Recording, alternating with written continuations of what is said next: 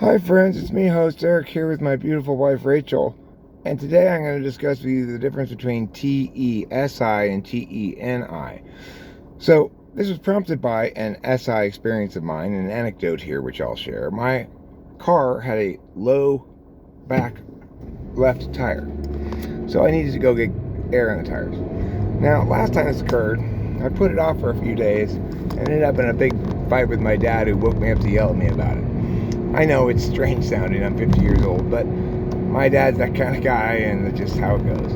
So, the thing is, another anecdote for my dad that I'm going to link into this explanation is that there was an occasion when we were driving around, and he said, feels like your front right tire is low, and there was no light or anything, and I said, okay, and sure enough, like the next day, the light came on, and it was low.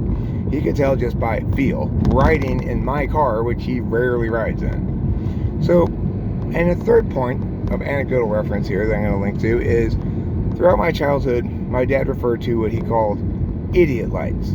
Idiot lights were lights that would go on to tell you there's something wrong with the car, as opposed to presumably gauges and or being able to just tell yourself, like you could tell my tire was flat. So he's TESI. Idiot lights themselves, however, are the product of TENI. In other words, TESI says, how can I maximally engage with the logic of this particular thing, this particular vehicle, and my relationship with it, such that I maximize its utility and longevity, etc. Take good care of your car. TENI says, well, I'd like to not have to use TESI. I don't want to have to take good care of my car. Let's figure out a way to make cars such that I don't have to have this feel for whether or not the tire is flat, that the car will tell me if the tire is flat. And so as a consequence, we have increasingly a reduction of the need for TESI in things that continue to evolve in generations like automobiles.